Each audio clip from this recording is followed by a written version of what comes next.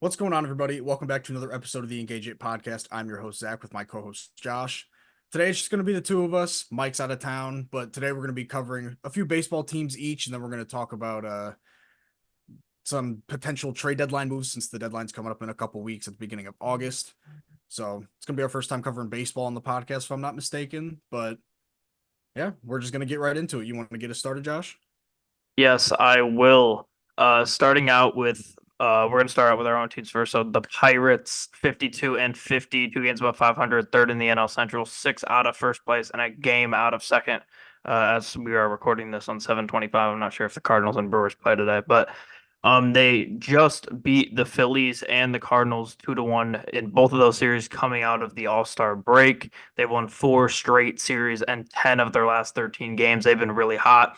And this is without Jared Jones, who was great for them in the first part of the season. This is without Bailey Falter, who's been great for them. This is without trading for a bat, which they need to do. I'll get into that a little bit later. But Skeens, Paul Skeens has been fantastic. I think he's the best pitcher in baseball right now.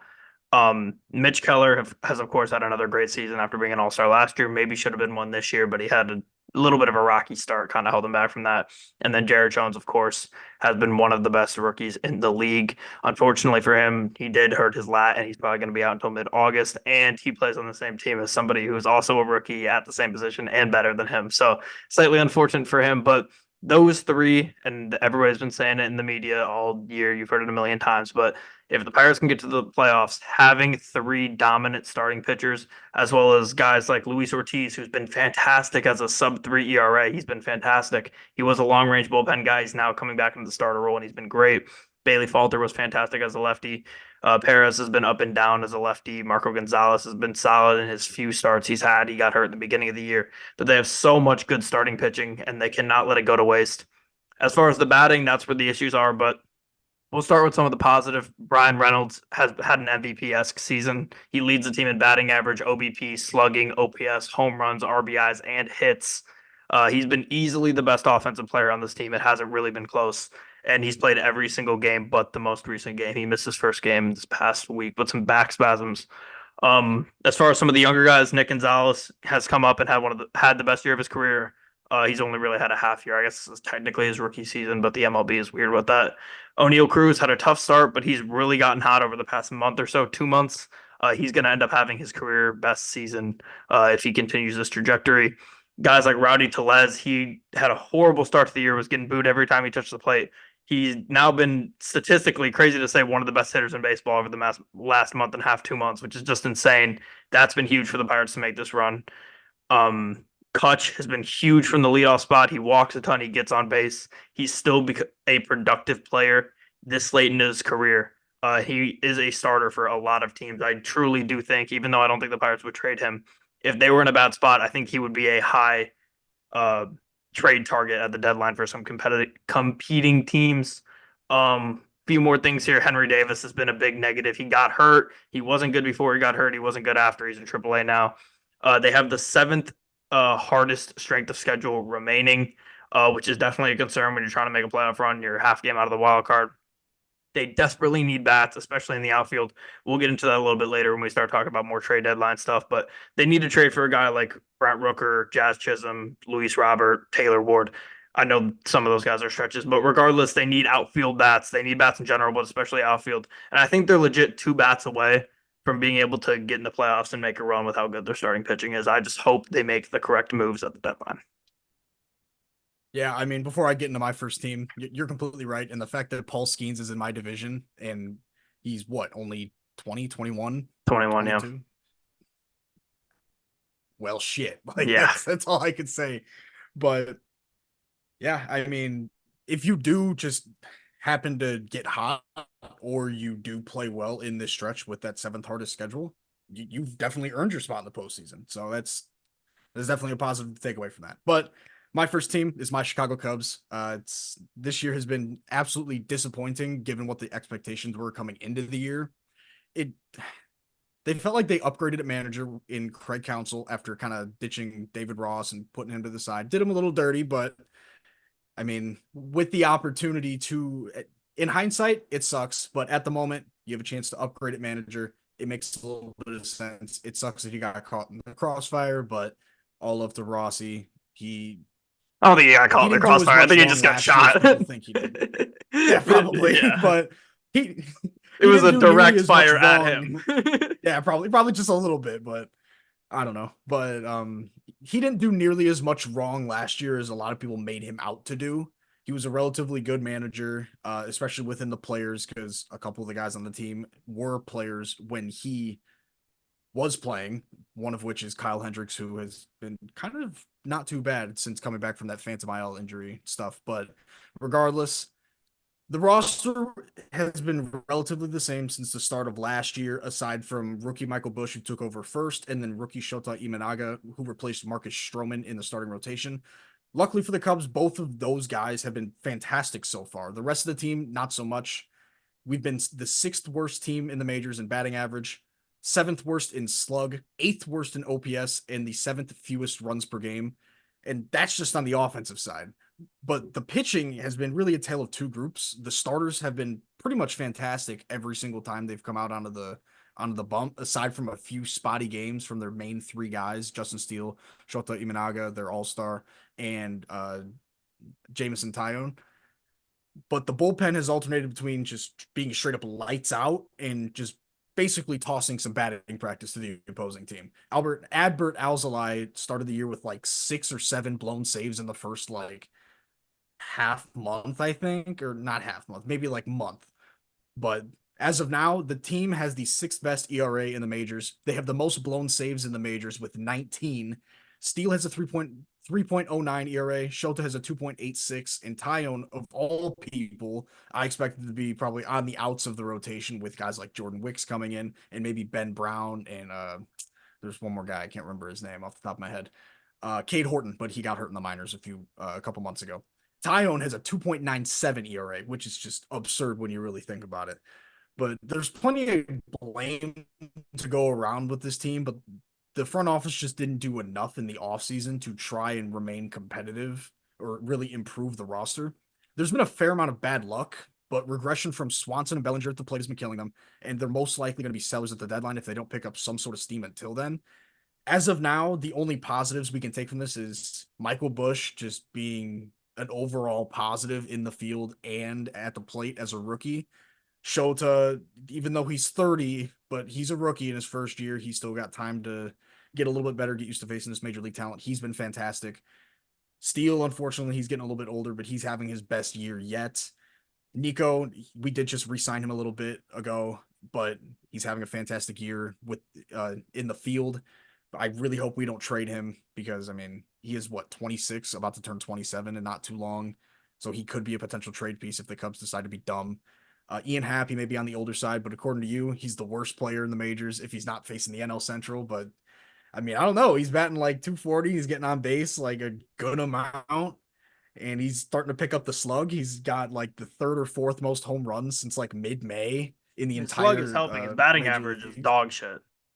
Hitting 237. I mean, 230. I mean, that's only slightly below average. What is it like 240 across the entire I majors? I guess, man. I don't know. That's what's his OPS? What's his OPS in Pittsburgh? 2000. He's Three insane. maybe, Yeah, he's but insane. definitely against the NL Central, he got it We should started. I trade think for him. he is a Gold Glover, so maybe switch hitter. He hasn't been terrible from the right side of the plate, If but he can play right field, maybe or center. ugh, that might be a lot to ask. I That's the think he did problem. play. I think he did play a little bit of center field when he first got into the league in like 18 and 19, but I don't understand how there's so many left fielders who just can't play right. Like I get it, but at the same time, like you'd I think you'd be able to mean, just shove I him think there it's and they'd more figure so it out. like a majority of left-handed hitters are more power based, so they just have to tread backwards rather than side to side Yeah, and reading the ball like that. yeah, I And guess. then maybe I have no idea. I could just be talking out of my ass, but regardless, Cubs have been extremely disappointing. I've been disappointed the entire year. There's been occasional runs like the sweep in Baltimore where we look dominant and then taking 2 out of 4 over 3 days in St. Louis going into the All-Star break where it's just like, oh, maybe we actually show life. Maybe the Cubs are back. Yeah, we're not. I it's unfortunate, but the deadline will tell us all we need to know. At least PCA runs like a bat out of hell, and he's fun to watch on the base paths and in the field. But Yeah, that's about all I have for the Cubs. There's a guy you left out that I can't move on without mentioning. Say Suzuki. Christopher Mendoza. I mean Morel. Oh, That and 199 on the year. 678 OPS. I guess the OPS isn't horrible, but yeah, that's tough. it's the slug that's carrying that. Yeah, yeah. Yeah, and maybe it's his Not bat even. He's speeding slugging him. 375. He's not even slugging that well either. Oh, yeah, you're right. But he also is His just getting on OBP is base. actually shockingly 303. Yeah, I thought it was going to be like 100. he's either hitting a 100-mile-an-hour line out, a home run, striking out, or just drawing like a 11 pitch walk. Like those are the only four outcomes. Or getting roasted by the Cardinals broadcast team. Yeah, that too. But I mean, they were also pressed that day. They were upset that No, a I team hate the worse than Cardinals them. Oh broadcast no, team, they're so bro. bad. I legitimately Stream East would not give me the Pirates broadcast, so I bought MLB TV because I was like, I can't listen to the Cardinals. I That's can't do it. crazy. I was like, I cannot do it. Other teams I can deal with. The Cardinals. At least it's a solid investment. It's not like I mean, Pittsburgh Pirates fan, you're not going to get a lot of games here. So Usually, at least you're going to use it. there is a website that usually has it every single day, but they've been down since the break. So hopefully they get that back up soon. But another team I wanted to talk about, the Kansas City Royals. They have heavily overachieved this year. They're 56 and 47, third in the AL Central, just behind the Twins and the Guardians. Similar statistically behind where the Pirates are in the NL Central. I think they're like 7 games out and then like a game behind first or something. They've been a phenomenal home team, 35 and 20 at home. Bobby Witt Jr. has been one of, if not the best player in baseball. He's slashing 344, 390, 593. Wait, hold on. That is. Oh, no, that's right. 390, 593. I think that's an OPS of what, 980 something, 983 maybe. Sounds about right. Phenomenal. 18 home Insane. runs. Yeah. 18 home runs, 70 RBI. And the number one thing that was insane, 6.4 WAR on the year. He's been really, really, really good for the Royals, especially recently. Another great year out of Salvador Perez for them. 18 home runs, 278 batting average for a catcher is very, very impressive. Vinny Pasquantino has been raking from first base. Very, very similar situation to the Pirates, just better division, better record, but sixth ranked strength of schedule remaining. The rotation has been phenomenal. Lugo 2.38 ERA, Reagan's 3.23 ERA, Singer 3 flat, and Waka 3.65.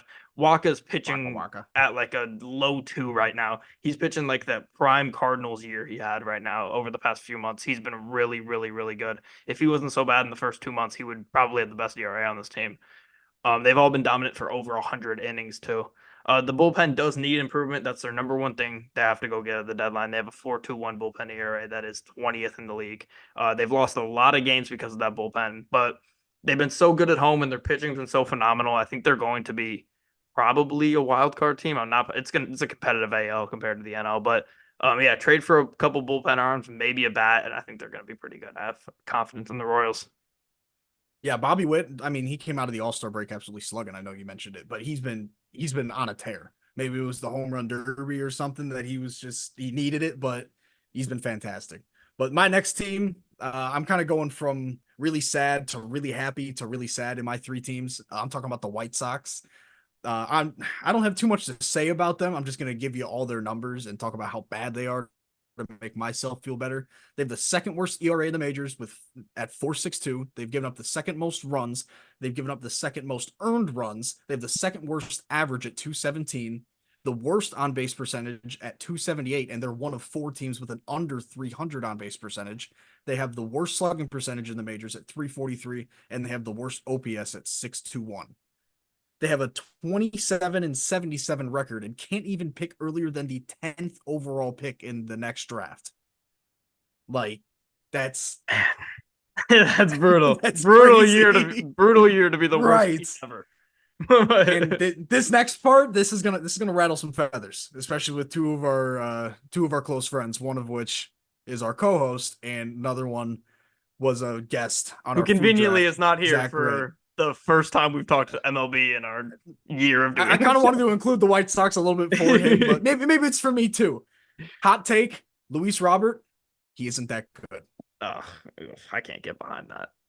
I'm not asking you to. I can't get behind that. He's hitting under 230 this year and was hurt for a small amount of the year. It's not a He's small good. Don't get me amount. He wrong. missed like 40 games, didn't he? 50 games. He missed a ton of This games. year, Yes. Dude, he came am back I like just am I a just month. underestimating how many games they've actually played? Yes, dude. He missed so much of the first half of the season. He's only played 56 games, and they've played what? 100? He's played All half right, the so season. he's missed a little over half their games. Yeah. And still almost has Okay. an 800 OPS, and he hasn't been that good. So like he hits the ball hard.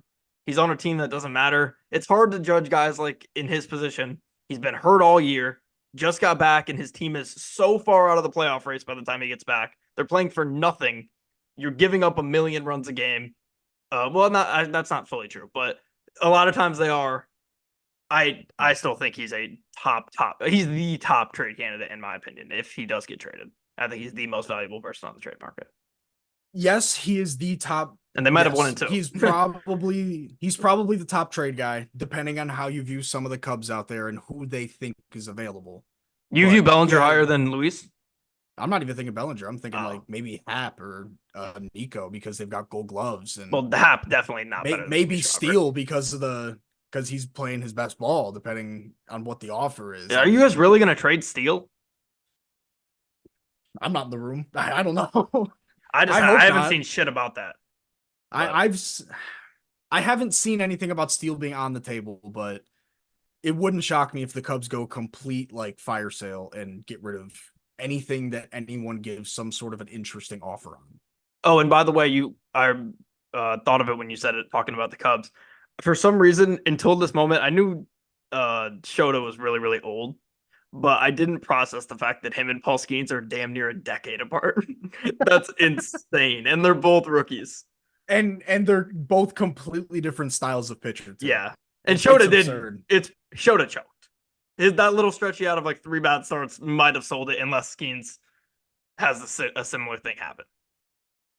You're right, but from what we've seen from Skeens and how he pitches, it's very Skeens isn't like a contact pitcher. He's going to overpower you with his stuff. No, he's definitely not a contact pitcher. And Shota is. So those Yeah. contact pitchers are going to have. I mean, we're getting way off track with the White Sox, but Whatever. Yeah. I mean, they're not those worth really those talking about. contact pitchers are going to have games where they get rocked because You're susceptible to it, yeah. right. But I mean, it is what it is. But I don't think Luis Robert is that good. He could be the top candidate out on the potentially on the market this year. But when I hear White Sox fans like clamoring for a Juan Soto-esque package for him in return, you're not going to get that for a 230 hitter for a guy who's been, I mean, regardless of what his situation has been in terms of like trying to win, he's been lackadaisical in the field, just to say the least. We all know that one highlight against, I don't even know, was it the Twins or the Royals? I think it was an AL Central opponent where he could have thrown it I from don't think he's center that on a horrible in the fly. field. No, Oh, by the no, way, I'm I not was saying looking at the I, wrong. no, I no, was no, looking I'm at not the. saying he's bad in the field. I'm just saying like there's just minimal effort. I'm an idiot, by the way. I was looking at 2020. 49 games he's played this year. He's played 49 games. He's barely played. I I mean, don't know. and he does have a career low WAR right now, but that will not be the case at the end of the season, even if they're Yeah, horrible. probably not. But I mean, he's also a guy 5.1 WAR who's last year, 857 OPS. I mean, like, and he's also a guy who hasn't played. He's only played one total year over 100 games, and it was last year but where he he was played like really good. He had 38 home he runs. was very good. But the best ability is availability. So if you're trading for Yeah. a guy at the deadline where you have another year and a half of control, and he's only going to play, like you said, 49 of 100 games, like not even half of a season, how valuable is that? I get that. With Mike not being here, I have to stand up for Luis Robert just because That's fair. That's completely fair. He's And he would definitely probably a be really he would good definitely player. be tearing me apart right now. And it's semi convenient. I that don't he's care not enough, here. but if he gets traded to the Pirates, I will care more, and I will be defending him harder. But I do Well, saying that's he isn't that everybody. good is kind of crazy. Like people are putting, from what I see, people are treating him like a top 10 player in the majors when When fully healthy, he is. and it's the same argument with like, for example, Joel Embiid. He's got the talent to be the best player in the NBA, but you could probably leave him out of your top 5 because he doesn't play But or just if doesn't play you nearly were enough. to trade Joel Embiid, you would get an insane package for him. The same way that the Sox expect to get an Yeah, but insane he's also package got for Luis. yes, but he's also got like an MVP, but Luis hasn't. He doesn't have that yet, or maybe not at all because the AL is freaking nuts with Judge and Soto on the same Yeah, I team. mean, But any team that is competitive that trades for him, I would not be even a little shocked to see him go on a fucking tear and he help a definitely team win a could, World and it would Series. be strictly like he would wear a fuck Jerry Reinsdorf t-shirt underneath his jersey just to spite them. Like he would definitely probably hit 300, 320 if he gets traded to a what's like a contender. But at the same time, I'll get into this a little bit in my deadline potential moves, but it wouldn't shock me to see him stay in Chicago for the White Sox. Me neither. I think he is going to stay. I think Crochet's But good as gone, but we'll get to him later. yeah, All right. So my last team here, I have the Houston Astros, who sit at 53 and 49 at first in the AL West at just 4 games above 500. A very weak division, especially with how bad the Rangers have been this year. But the Astros had a horrible start to the year. Started 12 and 24 in their first 36 games, and this bad start was just due to bad starting pitching early.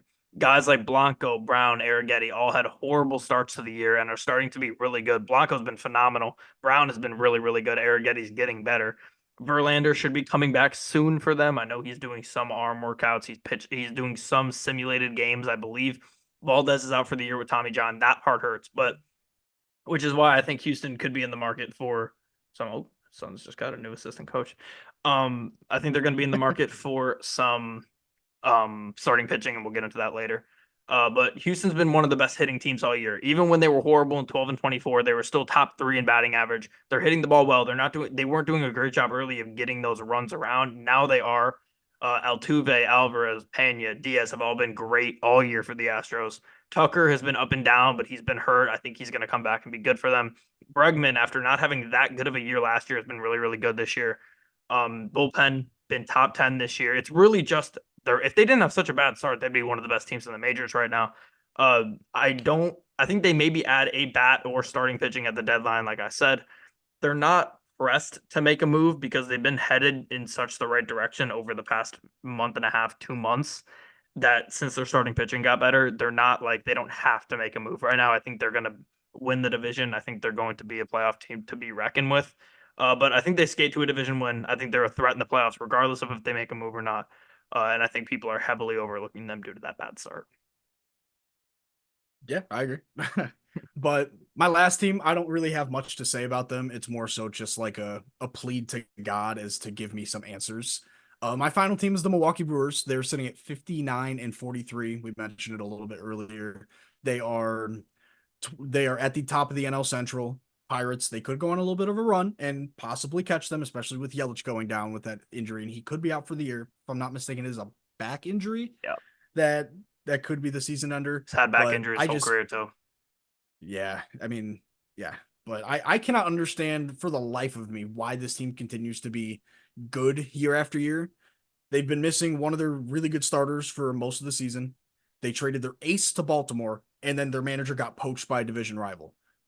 And then the inconsistencies in their numbers are confusing to me as well. They're fifth in average, but they're also second worst in on base percentage. So they don't walk, they just get hits. That's it.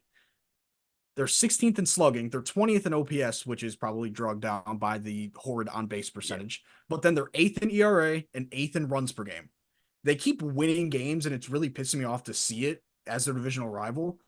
Maybe it's that weird Wisconsin magic, but kind of just like the Packers, the Brewers just can't seem to do any wrong.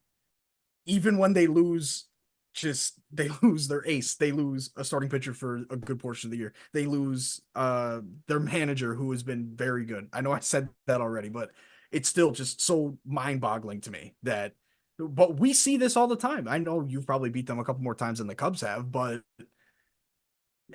I don't know. Like we're losing these games by like 1 or 2 runs, and it feels like, oh, if we just have a little bit more offense, we'll get over the hump. No, we just won't. I it I don't understand it. There's a good baseball team. There's always a good team.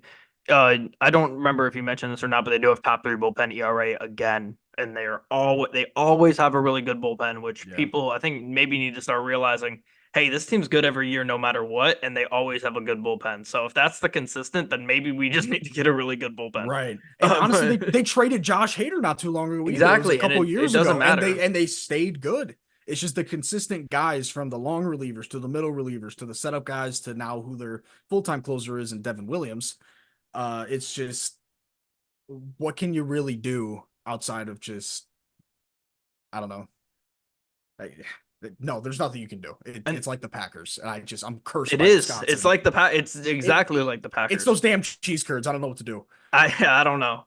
Their pitching coach, I don't have his name off the top of my head, but I'm sure uh he's been phenomenal over the past Yeah, few give years. him a raise. Yeah, Jeez. assuming that's the same guy. I'll also say they have top three bullpen ERA and they have significantly more inning or earned runs than the top two teams, which is Cleveland at 2.52 ERA with 107 earned runs, Atlanta 2.95 ERA with 108 earned runs, which means their starters, even though they don't have the biggest name starters and they haven't always been the best, they're going deep enough into games where if you have a good enough and a tight enough bullpen, you can, or sorry, You can grind out some yeah, tough ones. exactly. So I think that's part of it, as well as has there anybody who's had a worse look for their career as a whole this year than Craig Counsell?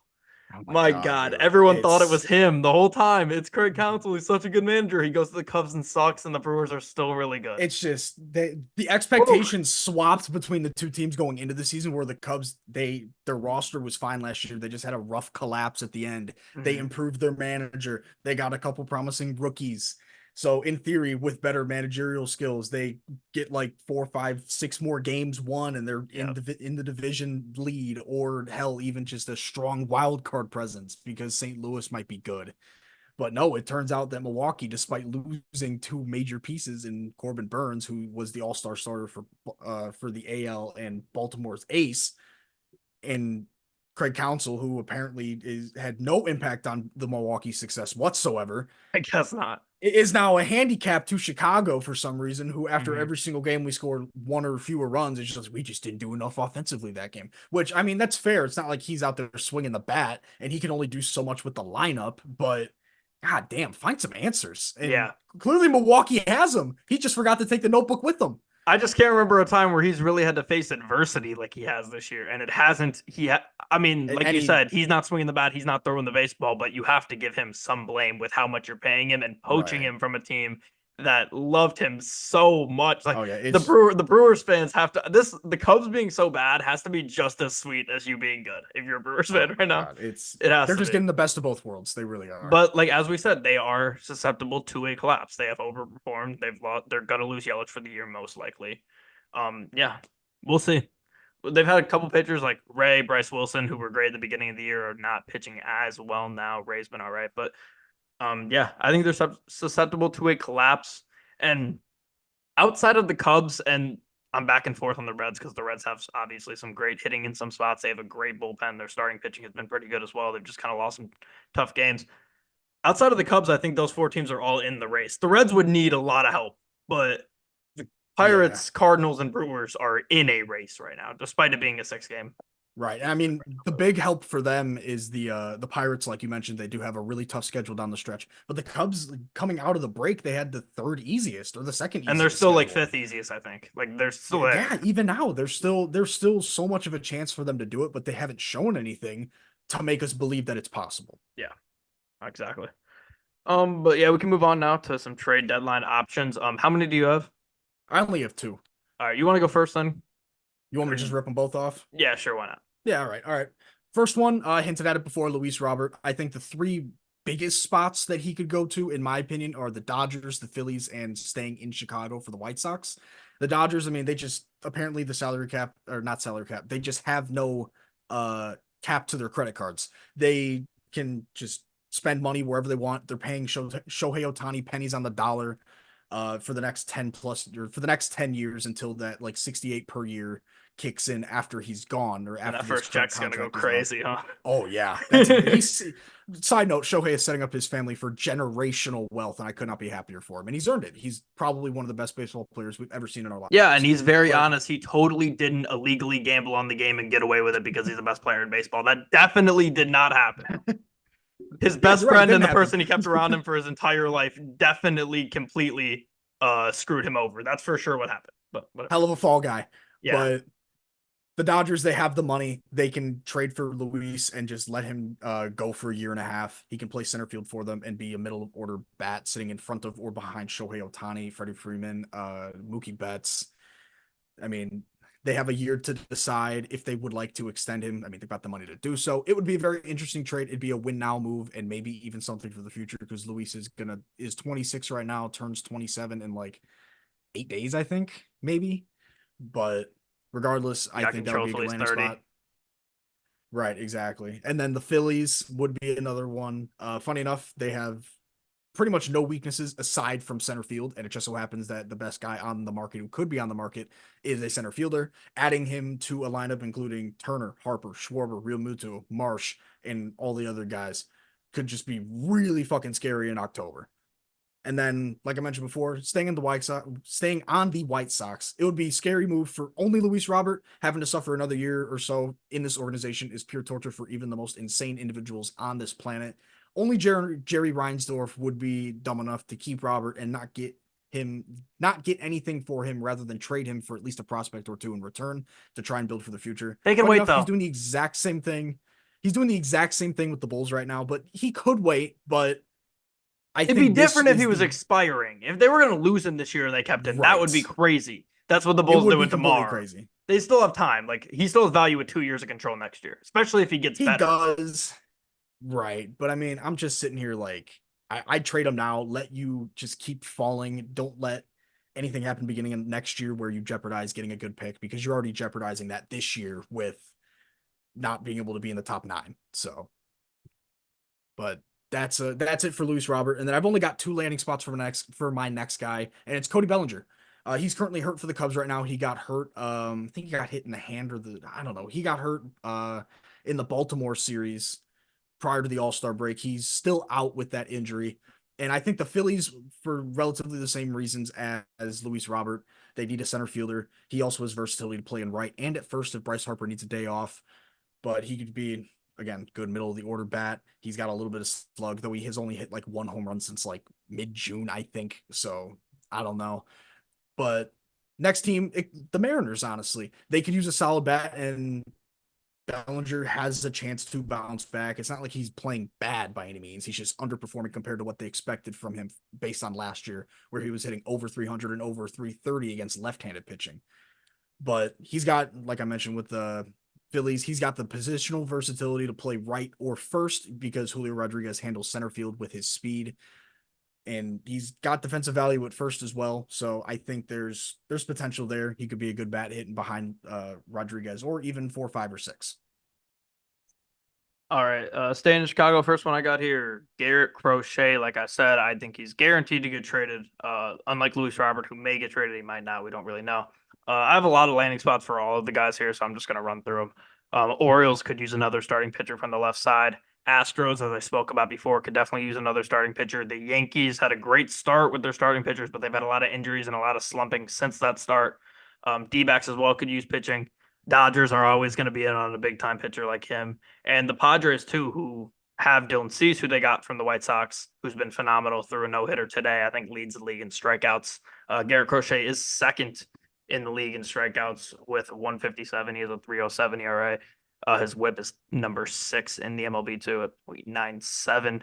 6-7 record, but of course, when you're on a team like the White Sox, we don't really care about that. So, Orioles, Astros, Yankees, D-backs, Dodgers, Padres for Crochet. Jazz Chisholm, I also have here, an outfielder with years of control left. He was very hyped a couple of years ago. He has kind of fallen off a little bit. He still has a ton of speed, and I think he can still turn it around and become this great player that he was supposed to become. Teams that I think could be in on him, Yankees, always going to be in on a bat. The Red Sox could use an outfield bat to pair with Duran. Mariners been so bad offensively. They just need and almost I think I have them for all of my hitters on this list. I have the Mariners, That's fair. as I do the Pirates. So excuse me. Who could really use an outfield bat? Like I said, that's their number one weakness. They need somebody who can play center, right, and give you hits, especially from the left hand side. Chisholm is a can be a good outfield bat, and the Braves as well could also use some outfield help as they try to chase Philly. Another outfielder Brent Rooker from the A's. He's been really, really good for the A's this year. 290 batting average is 20th. He's eighth in home runs with 23. He's 10th in RBIs with 69 and eighth in OPS with 943. He's been really, really good for a team that's not competitive in the A's. Teams like the Guardians could use him, the Royals, and then these teams that I'm going to have for most of these hitters on here, Mariners, Pirates, and Braves, could all be in on him. Catcher Elias Diaz from the Rockies has also been really, really good this year. 283 batting average and a 735 OPS from the catching position. The Mariners could use a bat for sure. The Pirates, like I said, with their catching situation, Henry Davis has not been what they thought he was going to be this year. They have Joey Bart and Yasmani Grandal they're rocking right now. I think they would much rather be able to have with Andy Rodriguez still hurt for the year. It'd be much better to have Diaz Bart instead of Bart Grandal. And the Dodgers always are going to be in on a bat, especially if they can get Diaz for a good price. I think they would like him. And then the last one, all those four guys I expect to get traded. Maybe not Jazz, but uh, this one's a little bit more of a long shot. I have Randy Arozarena from Tampa Bay, outfielder. He has not had that good of a year at all. 213 batting average, just 15 home runs, 717 OPS. We've seen how good he can be. We've seen it in the playoffs, how he's been really, really, really good. He has been so bad, and Tampa Bay has not been good enough where I think they could start to sell a little bit. And I wouldn't be shocked to see Randy Arozarena go. Same list of teams, basically as before: Guardians, Royals, Mariners, Pirates, Braves. But also, I think the Cardinals could be in on him. I could see the Cardinals wanting to take a chance on an outfield bat that could end up being really good, especially in the playoffs. I see Randy Rosarina as an option, but that is about all I have for trade deadline. Yeah, I mean, Rosarena is definitely a relative wild card, but I mean, the Rays slide. It, Yeah, that it could be a definitely. sleeper. No, absolutely. But I think that's about all we got for today, right? Yeah. I mean, I did see this one thing, since we were talking about the Brewers so much today, that Yelich isn't going to opt for surgery. He's going to try and rest and rehab Okay, that back. So maybe make a run to in come the back playoffs. for late September run or an October postseason push. So But yeah. they definitely need him. He's had a really, really good past Yes. few months. Unfortunate for him with the back injury, but that's going to about do it for today's episode. Hopefully, all three of us will be back next week. We're getting really, really close to the season of division previews and doing 2 episodes a week. So look out for that. Hit all the links in the description for all of our social media and all that good stuff. I'm also going to put the link in the description for the hash mark polos, which are now on pre-sale. Go get you one of those good quality polos for golfing as we finish out the summer here. And thank you everybody for watching. We'll see everybody in the next one.